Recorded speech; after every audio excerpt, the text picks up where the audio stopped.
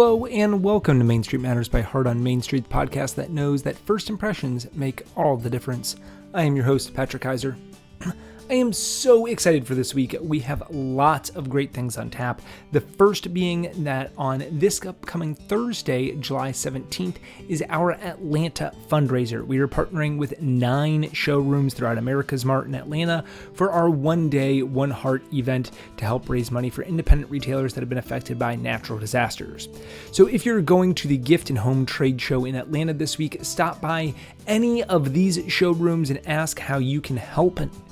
So they are Butler Sales Group, which is on the 12th floor of Building 2, Gibb Carson, which is on the 13th floor of Building 2, The Link Companies, which is on the 16th floor of Building 2, Nora Fleming on the 17th floor of Building 2, One Coast, the 18th floor of Building 2, Raz Imports, the 18th floor of Building 1, Roadrunners, the 15th floor of Building 2, Transpac, the 18th floor of Building 2, and Two's Company on the 17th floor of Building 2. Or you can also go to the Indera meetup, and we will have a presence there as well. So we have participating showrooms on floors 12, 13, 15, 16, 17, 18 of Building 2, and on 18 of Building 1. So basically, anywhere you go, you'll be able to participate in this event. Really, the heart of this is retailers helping retailers. Imagine the absolute devastation you would feel if a storm or fire or flood wiped out your store. And then on top of all the emotional heartbreak that you experience, you find out that the insurance policy that you have is only going to cover a percentage of what it's going to take to get back up and running. And then, of course, federal funding to help rebuild isn't going to come through. You'd feel stuck. Do you rebuild with whatever you've been able to save, or do you just give up on your dream business? No one knows how grueling the life of retail is better than you, and how much time and effort that you put into making your business thrive. This event is about supporting one another and supporting those that have lost everything and are staring at an impossible decision.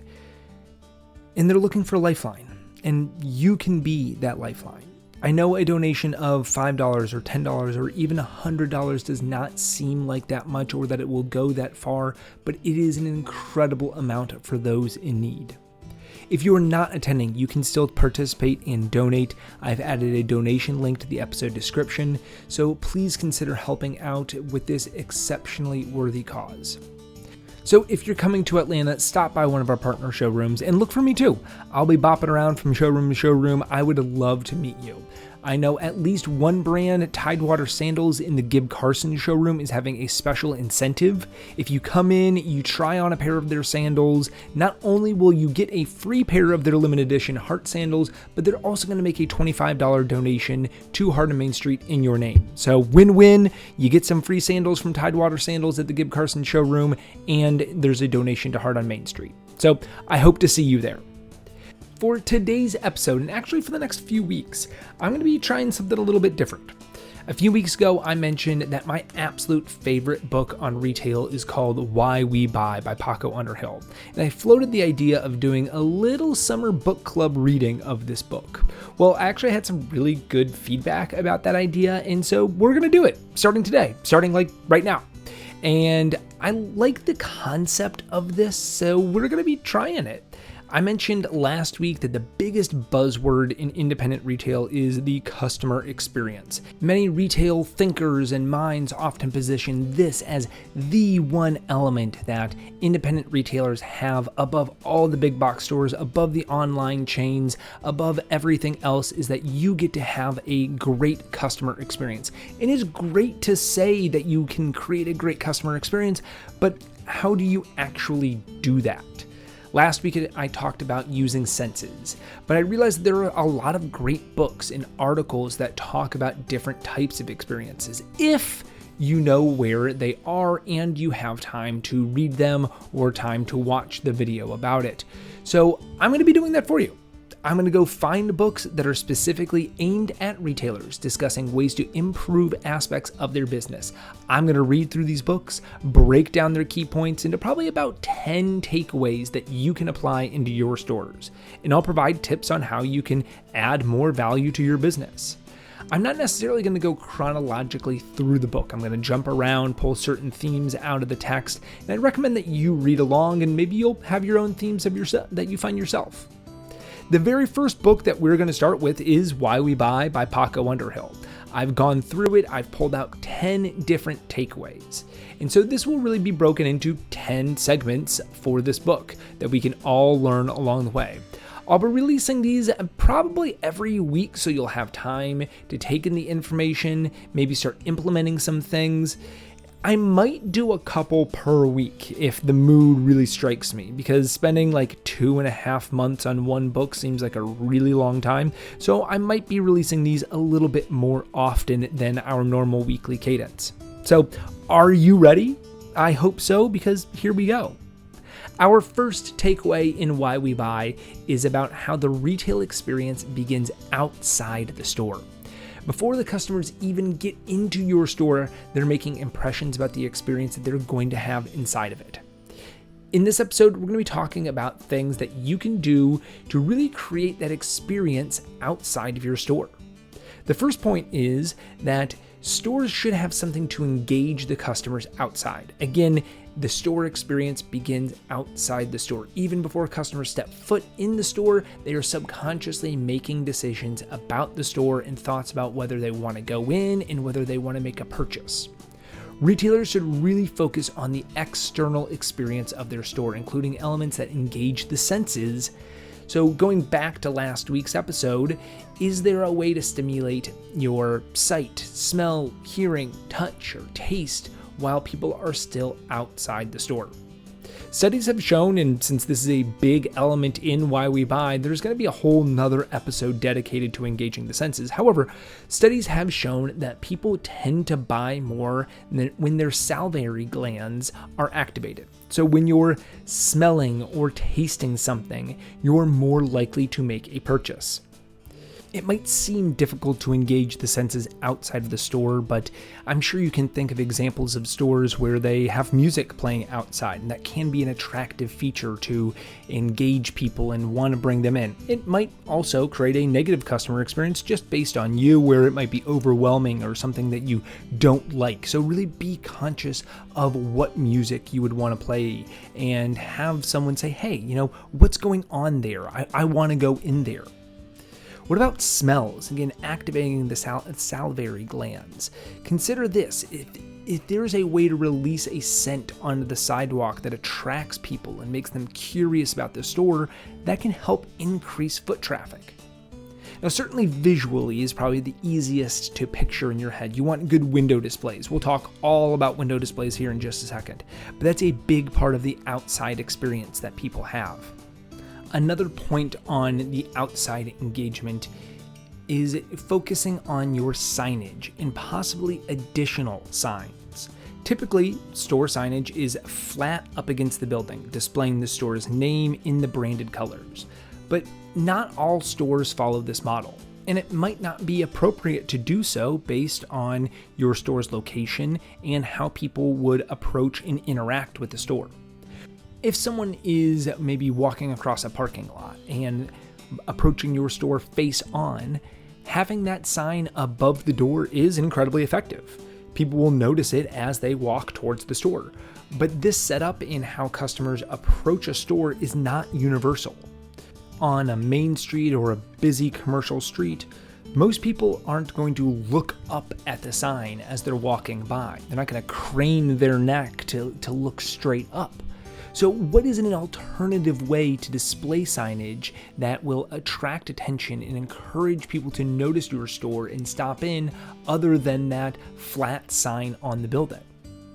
One effective sign that is something that sticks out from the building. It's very common to see in a sign that extends out so that when you're walking, it faces towards the pedestrians. This is a great way for people to recognize the store and notice it as they pass by. Another idea is to use chalkboards or sandwich boards, things placed outside that create that perpendicular signage to the store. It encourages people to stop. I've seen this done very successfully using humor. There's some great examples online. I love that a lot of retailers are doing this more often now. One great account, which I've mentioned several times through this podcast, is Darn It Anyway. But people will stop and read the sign. They laugh at it. They become curious about the store. These signs often advertise deals or specials, and when you see one, it can catch your attention and encourage you to go inside. For example, the sign might be offering a deal, or it might include someone's name on it, which is especially effective for things like coffee shops. Something around the lines of, if your name is blah, blah, blah, you get a free drink or 20% off your purchase today. This approach helps attract attention and encourages foot traffic, and when humor is used, it becomes a trendy and Instagram-worthy prompt for people to take pictures of your sign. Rotating your signs with funny content keeps the interest alive, and if you do this regularly, people are going to be looking forward to new posts. So for stores that are having trouble finding social media, this is a great way to generate content, to show off your humorous signs or your personality. It gets people to take pictures with them. You can take pictures with them and post that. People can share it. Followers will stay engaged and eager to see what you're going to post next. Something else that you can do to engage customers outside is having seating. So this really kind of goes into some shopping psychology that Paco Underhill talks about, where if you have seating outside, people who tend to shop in groups, and especially if it's a male and female mixed shopping group, generally the female is much more of the shopper than the male might get tired. They might not want to continue shopping. Having a seat where that shopper, the person that is no longer wanting to do this, they can sit and stop for a while. They can entertain themselves, and the person that does want to continue shopping can go inside and be uninhibited.